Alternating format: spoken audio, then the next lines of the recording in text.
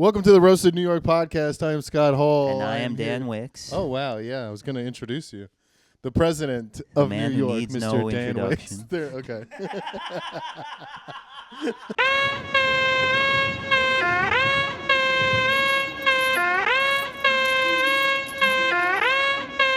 Don't really care about the top spot, I just want a bag. Got my foot up on their necks, no brakes, all gas. These rappers like BBLs, cause I swear they all ass. Ain't it crazy how they rise up and fizzle out fast? Oh my God, boy, who that over there with all them stands in the stands? Got them dancing with grand jumping high as they can on his hand. Got a plan. Dan talk speaks for himself. That's true.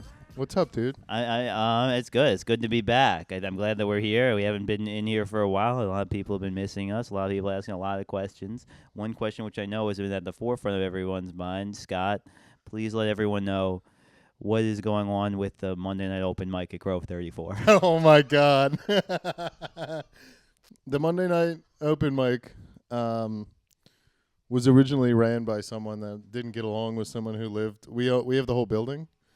This is just very inside baseball, but I know some of you are going to find it funny and some of you are going to hate this. There was just some conflict of interest. But luckily, one of my co-owners, took it upon himself to solve that conflict of interest with another conflict of interest. But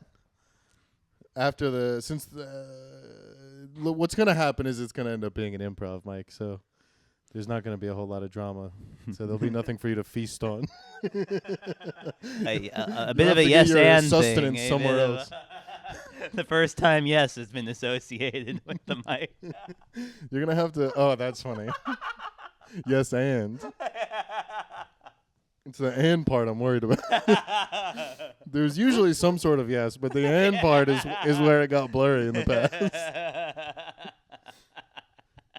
How's your journey? Oh, that's funny. I didn't escape prison. I served my term fully. I know what you mean. I know what you're getting at. Why haven't we recorded this podcast in months, Scott? Why scared? Enlighten the audience. They know.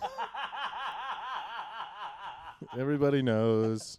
What do they know? I don't know. I asked you a question. I'm curious. We had to we took a break for my mental health because I was drinking a lot. And I'm sober now, and I've been sober for months. And I'm back in the gym, and I'm doing good. And I was debating coming back, but all the comments kept being like, "Where's Scott? Where's Scott?" We need Scott. They were like, we love Dan, but enough already.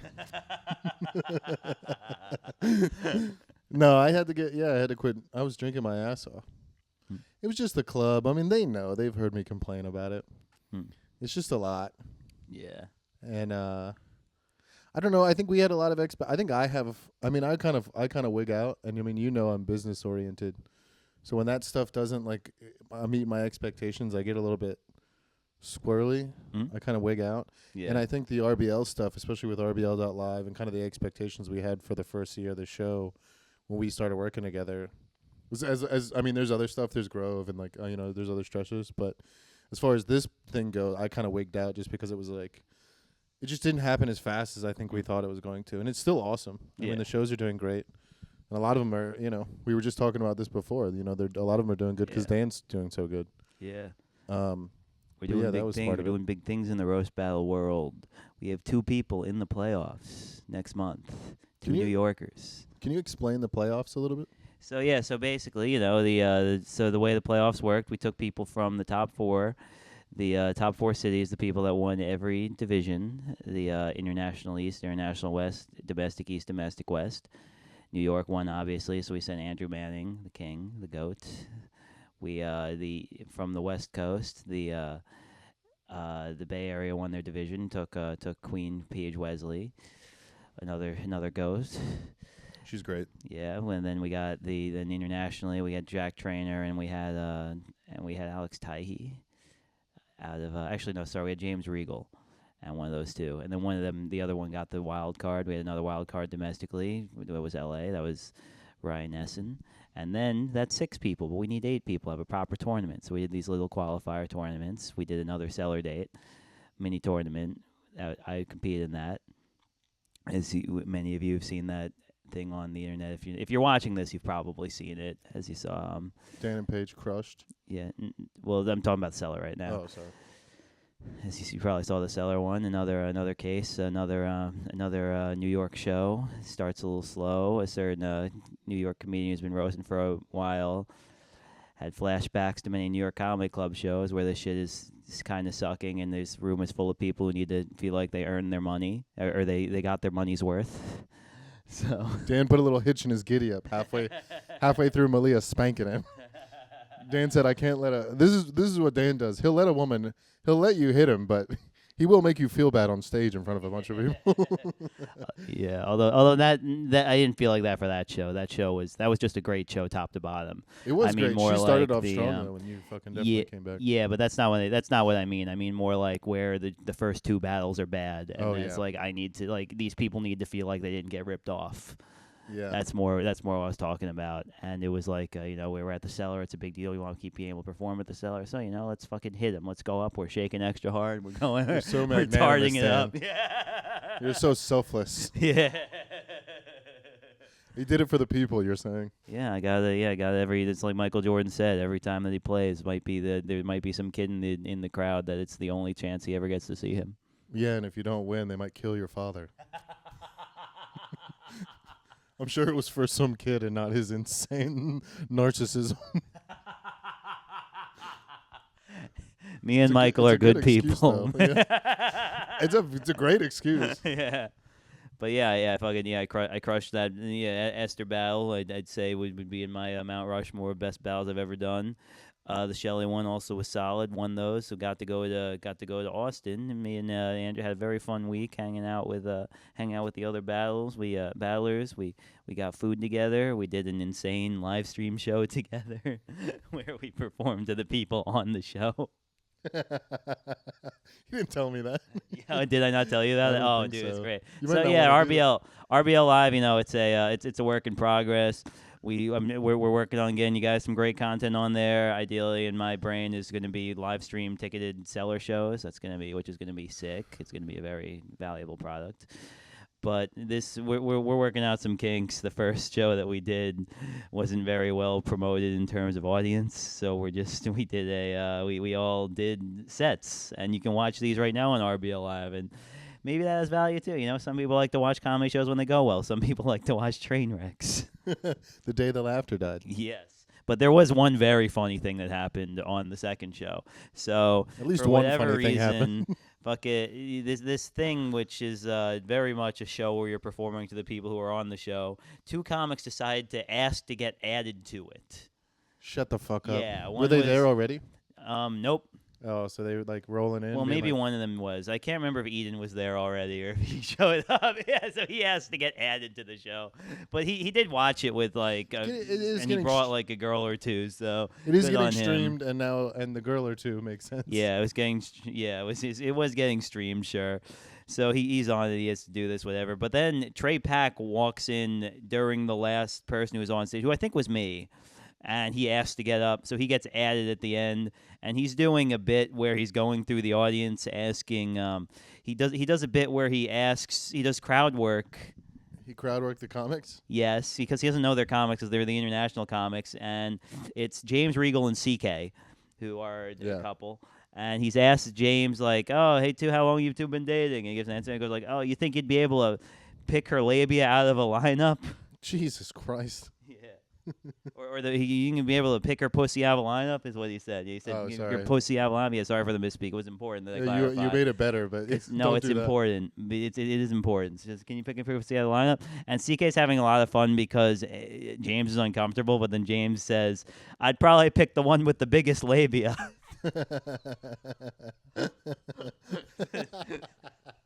That's funny. Yeah. And CK actually got mad. Do you know I heard that women's labias like fall off during menopause. Is that I don't know if fall off's the medical insane. term. That can't be real. Maybe they leave. Do you maybe think they shed? Go away. Yeah, they shed. Have you ever seen the video of like someone whose pet lizard is shedding and then they like blow air into it? And, like it gets like big and then they Anyway, this is the type of value that I bring to the podcast.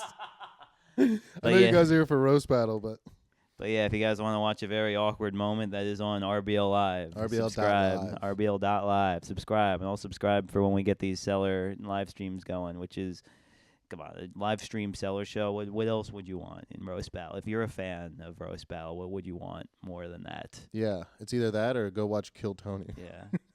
And that's ending. Mm. Well, that's exciting, Dan. Is that real? Is it ending? Yeah. No, it's not ending. Ah. I know. I was talking to a girl on the internet the other day, and she was like, not the internet, but we were texting, and she's not in comedy, but she was telling me that Austin is bad. Oh, yeah. She was like, I've been to Kill Tony, and it was a lot of fun. She goes, I just feel, and she like couldn't put her finger on it, which is why I know she meant it, because she was like, I don't know what it is. She goes, I just feel like the Rogan, like Austin, like Kill Tony guys just aren't as good comedians. Yeah. She's like, is that what you guys think? And I was like, yeah, that is what the entire internet thinks. Yeah, I mean, is that what we think? Is that what you think? I was on a very good roast battle show that got about 200,000 views at the Mothership, and then a few days later, Tony Hinchcliffe bombs at the Mothership, gets 300,000 views. Bombing? It was him judging. Yeah, the one that you sent me. Oh yeah, you're saying the video essay about it. Yeah, the hater thing got like more views than the actual show. I have to add that. Is that he did my joke. So autism, Tourette's, that's it? You're one away from having a Kill Tony golden ticket. So. Oh my God, Dan, you shaky retard. How are you not a Kill Tony regular already? Just go up there, say whatever you have is killing you, and try not to tell any of your regular jokes. You'll be very famous. Yeah. I made fun of Dan being a Kill Tony regular a long time ago. To be fair, that is at this. If you know Dan, it's a pretty fruit. Yeah. I'll say yeah. But it is. I mean, I don't know. We do have a worst of the week, but we can talk a little bit about the comedy scene if you want to. There's some comedy drama. I don't know if these people would like that. But if we wanted to add some Red Bar to this podcast, I mean, I'm fully immersed in that scene. Yeah. But And yeah, go ahead. Yeah, why don't you ask me more questions about roast battle? I mean, recently we were having a conversation upstairs where Scott was saying that he thinks I'm the greatest person to ever do it. Well, you want to expound on that view? When I meant not me saying it, Scott's saying it. When I meant it, I mean be able to perform with your affliction. I meant there are not many people who have been able to leverage their Tourette's like you. It had nothing to do with roast battle, but yes. Wow, you really took that. I was telling what happened. What actually happened was we were both complimenting Andrew, and I threw in Dan. And to be then he nice. goes like, "Dan's real, yeah, but I know we're talking to Andrew, but he was like, but Dan's like the guy, man. That's what Scott was saying. Dan is like you're not as much as it pains me. And it doesn't pain me because it's not true or I don't want to admit it. It pains me because you enjoy it. That's the part I don't like. I don't like the part that you like it. If you were like Andrew, I would tell you you're the best all the time. That's why I compliment Andrew all the time, because you tell Andrew he's good, and he's like, okay, and like walks away. Although he is getting better about it. Yeah. Now he kind of like. That's true. He's got more swag. He's got more confidence. He's great. I mean, he's amazing. But yeah, I mean, you're the OG, dude. There is no. I've said this before on this podcast, but when I roasting is something that I genuinely like. It's in my heart. It is the thing that comes the easiest. It is the thing I have the most fun doing. It doesn't feel like overperforming, kind of like stand-up does. And I feel like with you, it's genuine as well. Like we're both, and it's like it's easy to say like we're both like dicks and like talking shit, and that's definitely part of it.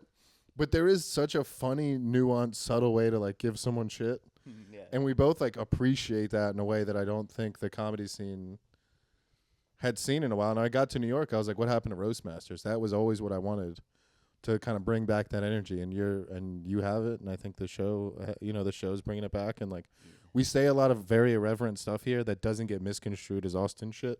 Yeah. And I'm just using that as a term, but it doesn't get misconstrued as like just saying it to say it, because it's clever here, and the writers are saying like horrible stuff to or the comics say horrible stuff to each other, but it's well written, and it's like that is that's a skill set that some people might not say is as good as stand up, but I don't know. Half the people that do stand-up now are people that went viral for having a big mouth, and now they get to sell out Rodney's. So it is, and I mean a literal big mouth. They're like people who put, Yes, Sarah Barnett headlining Rodney's. Did you see, I almost cut together, someone made when she went to Austin, someone made the TMJ joke. Oh, I didn't. I like her. That's- But they're like, I feel like if I kissed Sarah, I would get TMJ. oh, Too no, much. Not Austin. That was Comedy Cellar. Oh, was it? Yeah. Yeah, too much jaw. Yeah. And I You want to clipped just cut? it. Oh, you're gonna clip together. You want to do a best of jokes about Sarah's mouth? Yeah, did you hear? Open up our group chat. No, it's yeah. I'll leave something out right now. Just like Eric should have. All right, listen. No, I was gonna clip that girl did that TMJ joke, and I was gonna clip together the. Congratulations, that's the 100th time that joke's been done tonight. The TMJ jokes right there, the too much jaw. But But you got But yeah, dude, I definitely think you're one of the best. And we've had this conversation before. Like, you give a fuck about roasting for real, and there aren't a lot of people in New York that do. Yeah, because it's a way to hurt people. Well, there you go. You revealed yourself, dude. You're supposed to pretend. Scott said all that nice shit about like art and stuff. No, I just want to hurt people. What happened to the kid in the front row? I thought that's what it was about. That kid needs to learn to hurt people. Also, shout out Charity Gregory. Yeah, she's been editing our shit. She's been doing great. Yeah, she's just such a genuine. She really loves roasting. That's in a why way so last show, this is fun charity thing. Suba's judging. Suba Agarwal, we love Suba, super funny. I told Suba that like, hey, thanks for doing this. The girl who's doing the main event is very excited to meet you, have you judge. She's like, really? Why me? And I just went, I don't know, she's autistic. It could be anything. Because the number of buttons you have on your shirt is a prime number.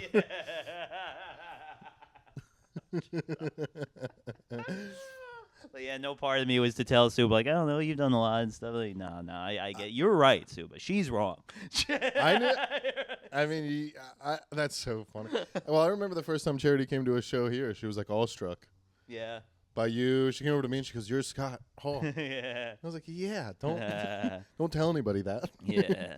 One time, me, her, and Sarah were taking an Uber back from like a bar to Sarah's place because I was gonna get on the J there, and Charity was like, "Oh my God, I get to I'm sitting in an Uber between Dan Wickes and Sarah Barnett."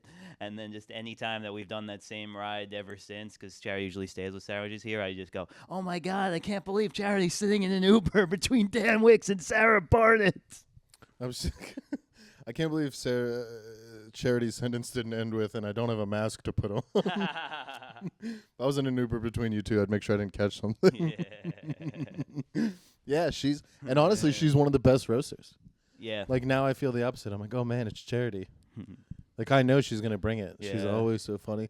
I will say that who did she roast last show? She roasted Michael? Michael Gumbiade. He had a wall joke. Her dad is a banger joke, yeah.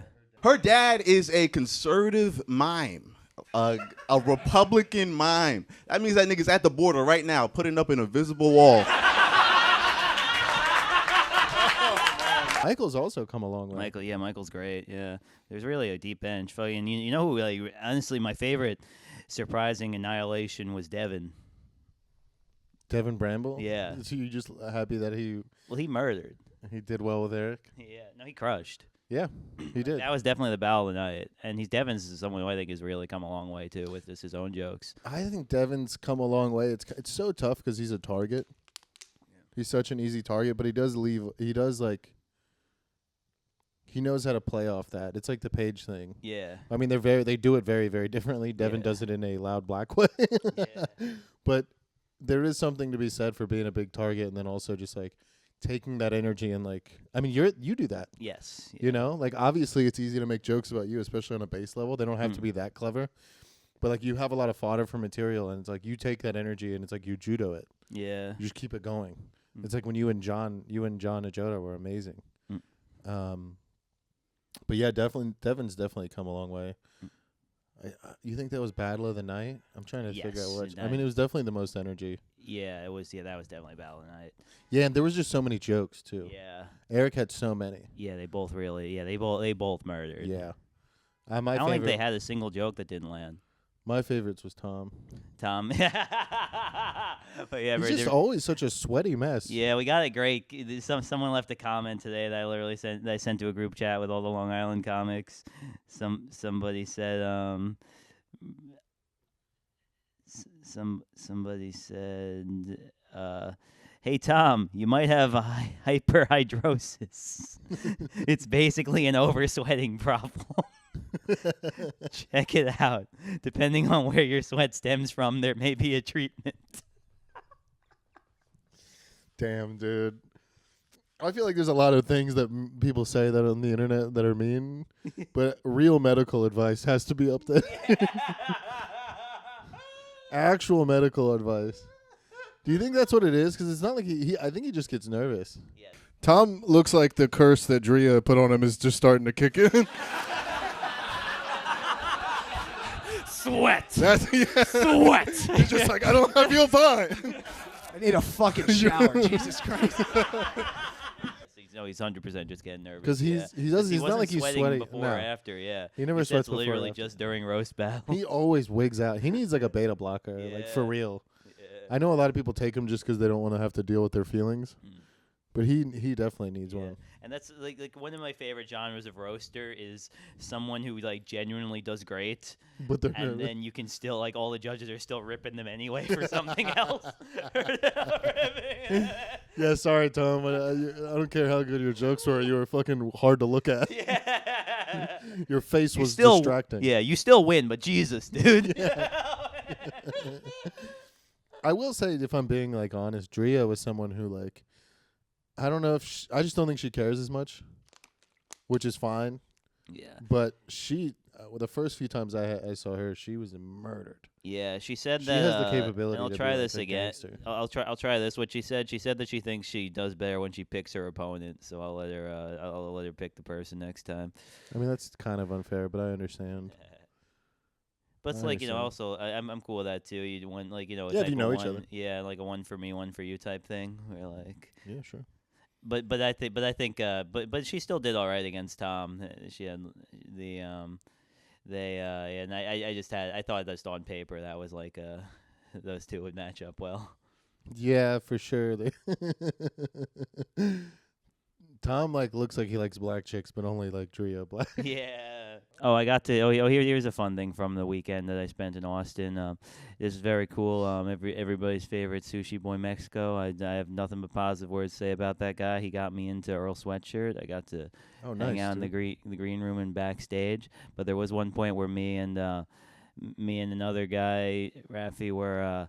We were standing on the side of the stage, kind of unattended, and one of the guys was like, "Yo, where you guys? Who you guys with?" And they're like, "With Brian." I'm like, "I don't know Brian. Come over here." We got put on the side of the stage, and then like we waited for like a song or two, then we like snuck back in with everybody, and we get told immediately like, "Yo, you guys cannot be without a black person at any time."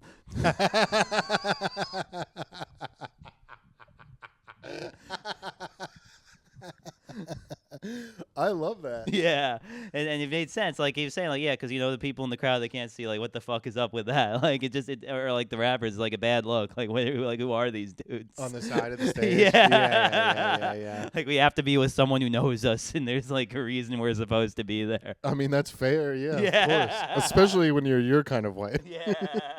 But yeah, racism is I don't know. I think it's about time to call it even. Yeah, I do want to talk about comedy drama. The main thing that's going. I mean, we don't have to get too much in it, but the main thing that's going on is Whitney seems to be buying views, which I think is an inevitable. This is not the Whitney I know. What? The Whitney I know. I will tolerate no Whitney slander. Are you a Whitney fan for real? She was nice to me one time. That's all it takes for Dan. He will cross you though. You will find a reason. Was she nice to you? Nah, Whitney's based. And she judged my Define battle one nice to you time. also. She judged my battle one time, and she was very she was very pro man. Now I'm listening. Yeah. She does have a Like, track record of being pro man. Yeah, I was up against Jessica Misra at the store, and I told this unbelievably misogynistic joke where, like, the joke was Jessica's half Indian, half white. So I go, like, and she just was learning to be a software engineer, so which is great because her Indian half is into tech, and her white half thinks women can have careers. Yeah. And then Whitney went, "That's so good."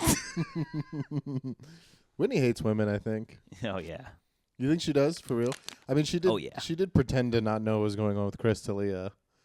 And then she told a story about how Brian Callen pulled his penis out one time in the car with her, and she laughed it off.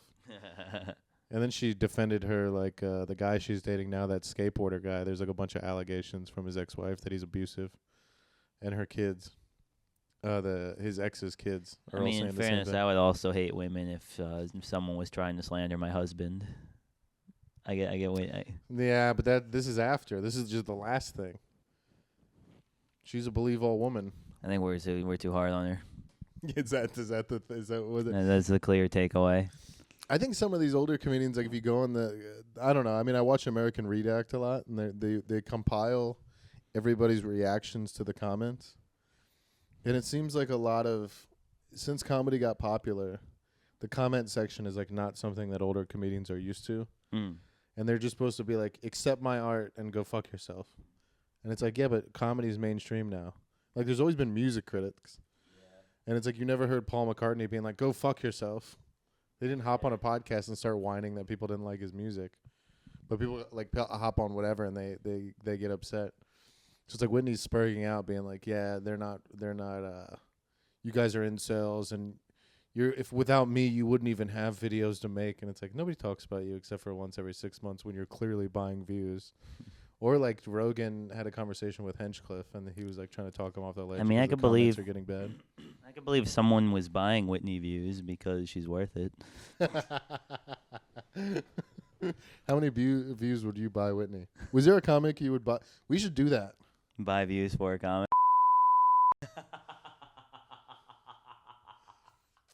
We should pick a comedian that is helpless that's been doing it for a long time and just buy them a bunch of views. Like someone who's just posting into the void right now. Let them think that they're like Just- finally. Yeah, and just like it wouldn't be a big investment. Yeah, it would be Just like cheap. $5 starting off, then 10 and then eventually we're in thousands of dollars a month to this person. And they think, but no bookings coming of it. Nothing's. Yeah. The problem is we'd make a monster and they would end up being Matt Rife for real.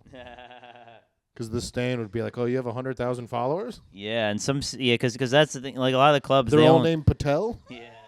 Or like on the road, they don't know what a real follower is or what a real view is, so they might just fall for it.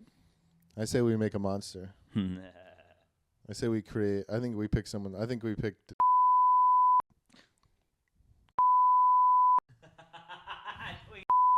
Very funny. You know who would really be funny to do is dude. Yeah. Because he would fucking start acting a fool immediately. Oh yeah. There are people that would just start just immediately be like, I'm better than I'm gonna blow up and act like I don't know nobody. There's a few of those guys that would just like lose their shit. Yeah. I'm wondering if there's someone in the roast battle world where they'd be like if we did it for newbie. Oh, that would be fun. We should do it to Sky. Yeah. Yeah, to Charles. Dude, your photography pictures are just blowing up, dog. Yeah. You're gonna be the next big thing. He just gets like an Andy Warhol haircut. Yeah.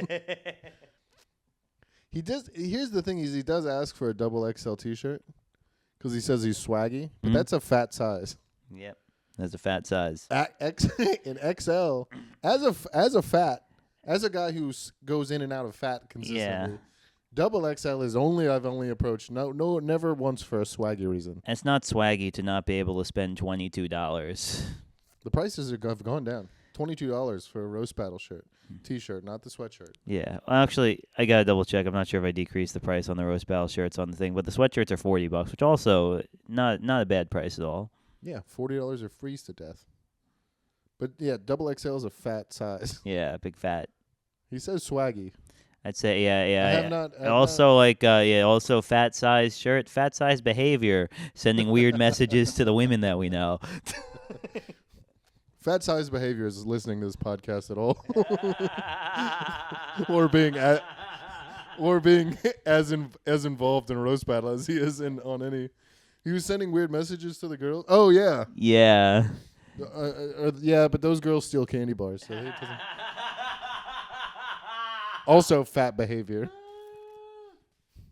Yeah, and not even like weird, like creepy, just like bizarre and definitely like uncomfortable to come from a guy you don't know. But by the way, I support you. I confronted him on it, and he goes like, "Yeah, this is how I get a lot of my bookings." Book? What are you getting booked like for? he's taking like people who he shoots. He says he shot a few people. Yeah. He said that like sending just like random cold DMs like this, he like ended up like shooting like WNBA players. Dude.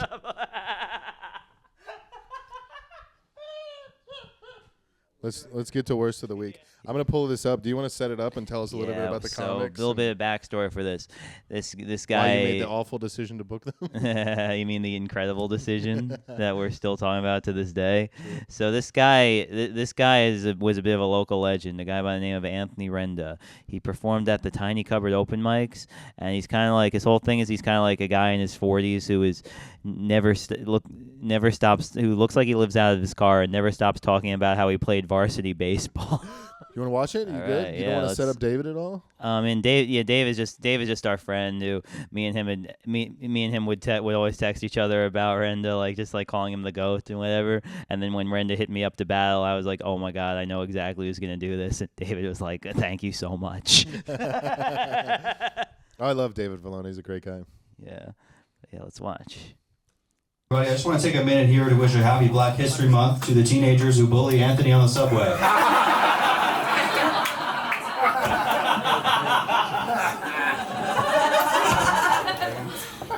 I was like, where's the mic? I just want to say this is my first one. This guy's a crafty veteran. Dave is a huge Mets fan. He tells me all the time.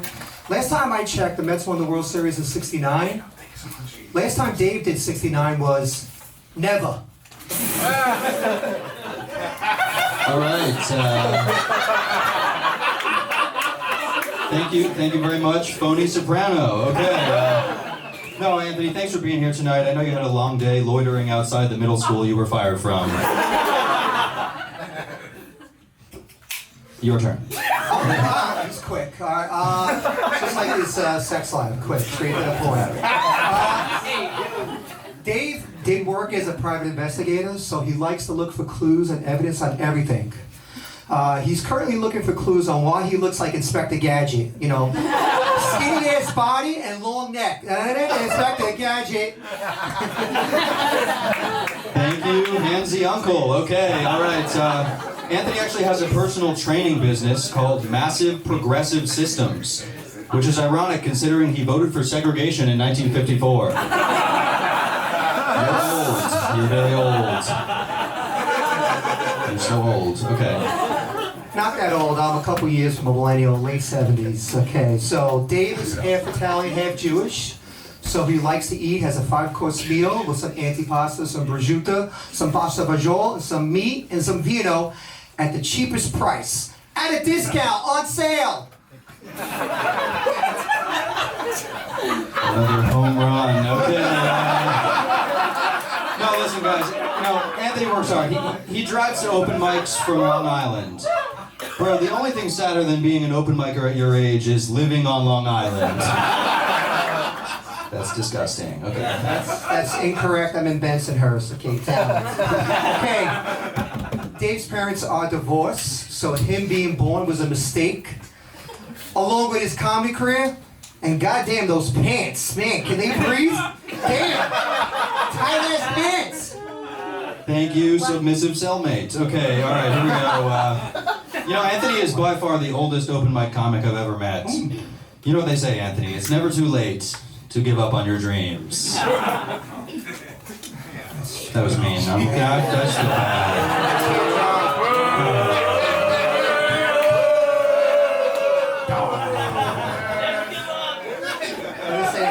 Samuel Jackson started his acting career at 45. We're about the same age, so all right.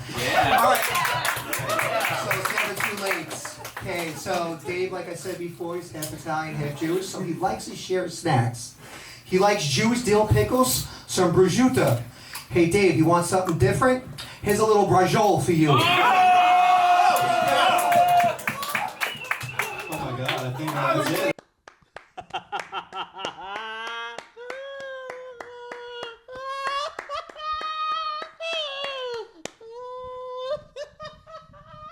A little braciole. He did the same thing to me. He grabbed his crotch at me too. He really did save the best for last. Especially just for him to, like, literally for everybody to decide David was being too mean. And Anthony, like, nah, yeah, I got this. Dude. Anthony's one of one. I gotta give it to David. Submissive cellmate. Great joke. Yeah. That didn't get much. Although Anthony had a couple that were like that. Also the loitering outside the middle school you were fired from is a great layered, like very funny. But Anthony like had a couple that popped and then he just kept talking. Nothing popped. No, the Inspector Gadget one got a laugh, but then he like was like, "Yeah, skinny body, long neck." Nah, nah, nah, nah. It wasn't the right kind of laugh. No, you're not gonna bait me into that argument. I'm not. I definitely agree there, but it got a joke. No. Same thing with the tight pants. It got a laugh. I mean. Yeah, I mean Anthony is very funny as a guy. Yeah. I don't know that he's really figured out how to communicate. He has no funny he idea is. why he's funny. Yeah. If he was explaining that why it was important that he lived in Bensonhurst instead of Long Island, and he knew why that was funny, Yes. or why it was funny that he had to correct him on his age. Yeah. Actually, I'm not that old. Mm-mm. He didn't even clarify how old he was. He just said it's slightly outside of millennium. Yeah. Why would you book this, Dan? Because because I was sitting in my bathtub and I had an Archimedes type stroke of genius. You seem like a guy that takes baths.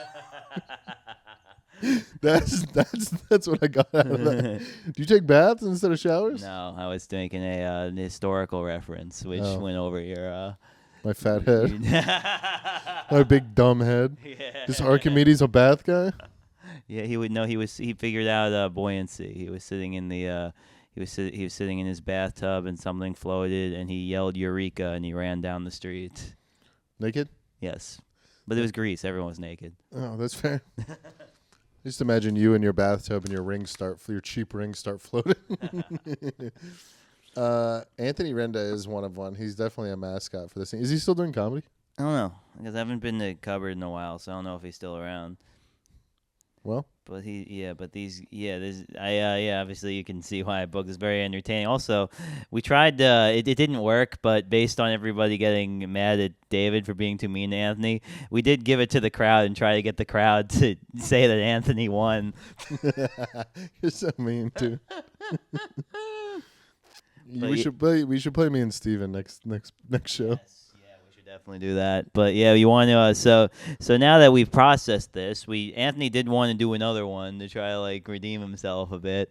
And do we want to play that one?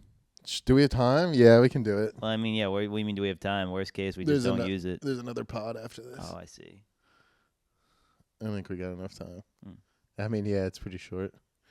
All right, well, this is me and the Lone Ranger himself. Me and Jose Canseco here. Our next comic is super duper funny. I don't know, he has black hair. Give it up for Scott Hall. Let's bring it up for your battler, Anthony Renda. All right, I found out a lot of information about my nemesis here. Not only is he a roaster, but apparently he's the owner of this freaking shing ding here. I don't know what the fuck this is. It feels like I'm abducted into someone's basement here. Okay, but whatchamacall, I forgot the second half, but let me look at my notes. Okay. But I don't know who did the Art Deco for this place. And speaking of that, look at this guy's fucking sense of style. Where the fuck the phone is? Because I got to call the fashion police on this guy. Thank you. Oh, but a BA! Oh! Oh! Anthony, if you're here, who's talking to a cop being like, I got your parking ticket right here. Okay. I thought for a second, Scott Hall, I thought it was some cool dude or the wrestler known as Razor Ramon, but I forgot he's fucking dead. Just like this fucking guy's comedy career. Oh! Maybe? Okay. Oh! Anthony seems like the kind of guy that would be like excited his daughter turned out to be hot. I wouldn't touch her, but look at her. Come on.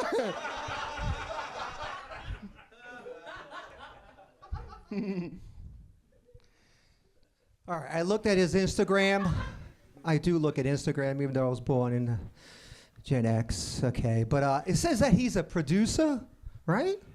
The only thing that this guy produces is fucking bad jokes, horrible body odor, and smelly farts. Where the fuck's the Lysol? It smells up here. Woo! Better? All right. I'm getting there. Oh!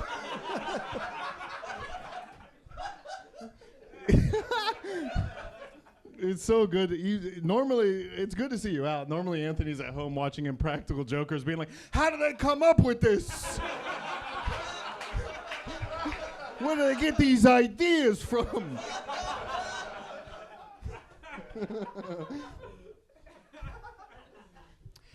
All right, here's my fellow battler. I was watching his Instagram. He's apparently... You know, he's dissing on me, but I don't know whether to diss at him, because he looks like the fucking psychotic father killer from Amityville Horror, the movie. So I don't know whether to roast him or call the fucking cops, because I'm fucking scared of this guy. Maybe? Okay. I read it wrong. Don't say that.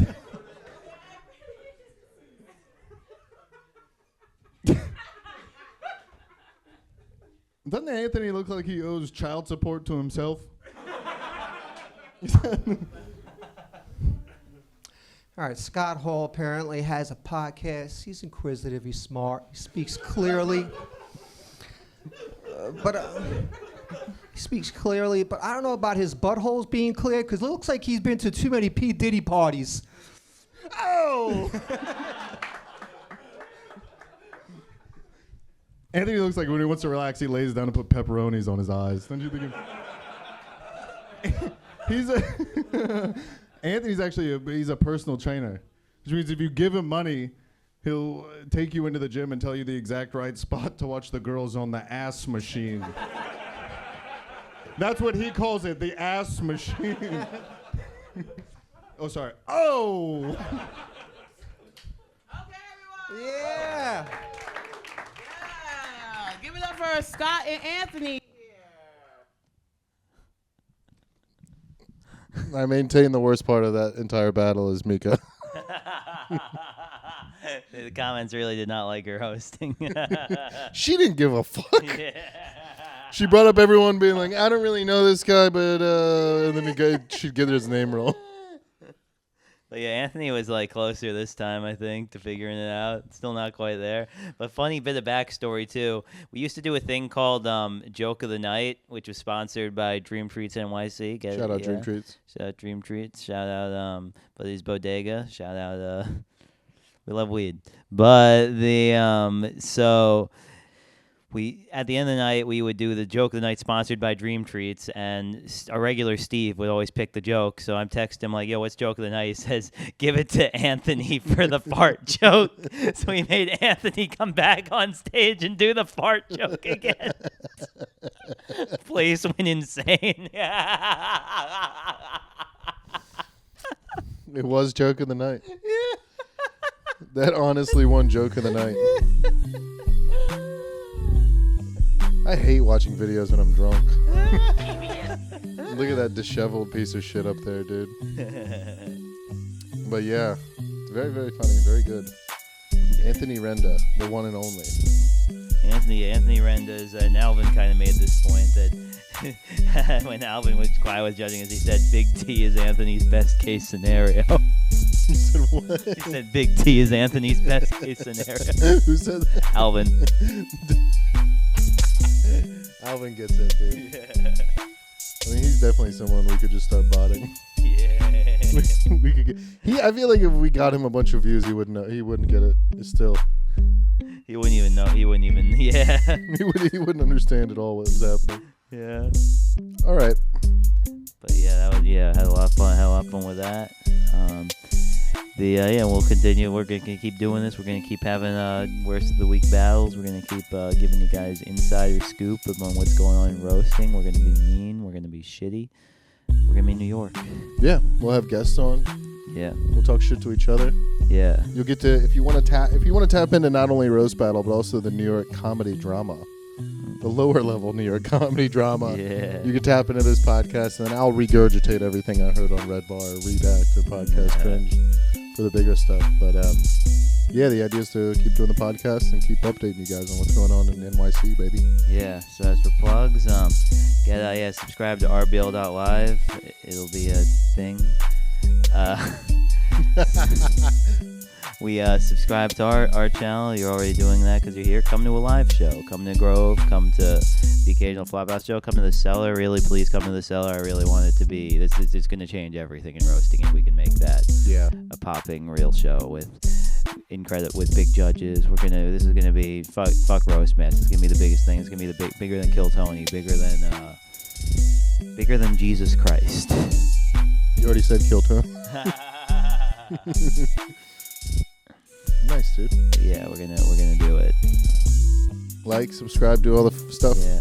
Follow us. Follow us on Instagram. See us at shows. See us. Come see me either in Times Square at the Comedy Village most nights of the week, or see me in the middle of nowhere when I get sent to a winery in the middle of Tennessee or something. For Ron Hara. Yeah. Shout out to the bird. Yes. What he